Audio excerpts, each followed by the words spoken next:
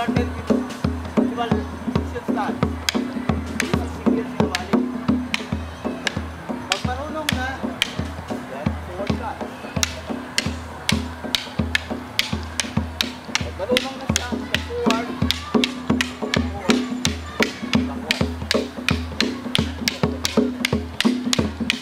Okay, now. Pakita ko yung ibang sinawali. Ito naman yung F sinawali. Part of a drill or exercise. Now we do the advanced single sinawali. Tatlo na, no?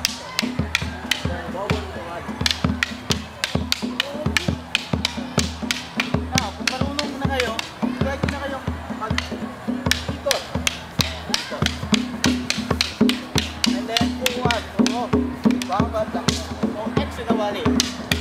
Yun, na.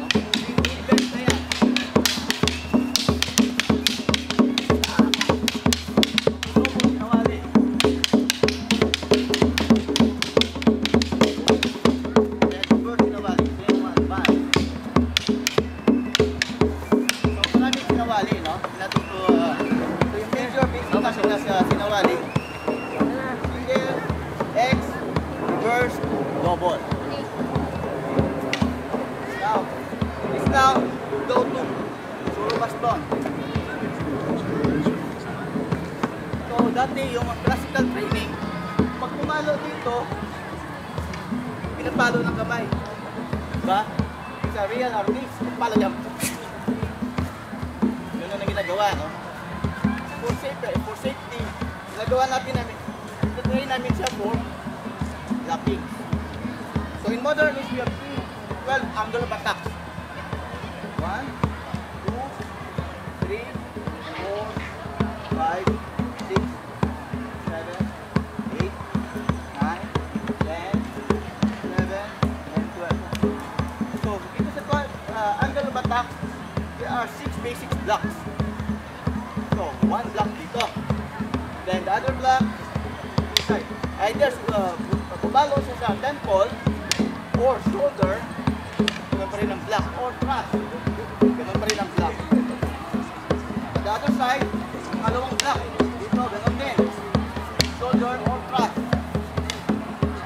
Okay. So, sa iba bang napalo, dito din 4 to 4 block din.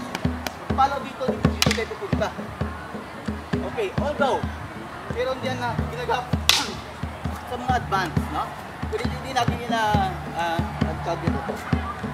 encourage mga students dahil delikado, no? And then we do the other one here, the fourth block. So nakikita niyo yung paas, nag-change siya. Dito, no? And then, sa upper side, hindi yung block. Although, pag ganun, meron yan, no? Sa mga advanced, sirada. And then thrust.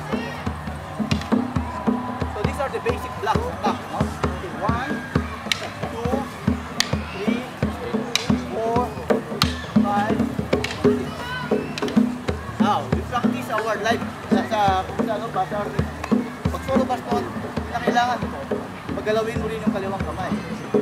Practice namin ito kasi system. Para bumilis yung paghawak. Okay? Ay, paghawak dito sa agad. Paghawak dito, like siya. So, yun ang pagpalo dito. Yung kailangan, yung ay kamay.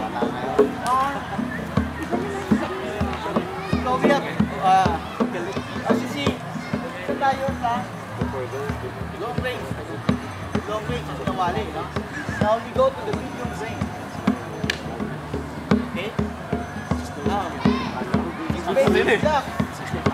Down,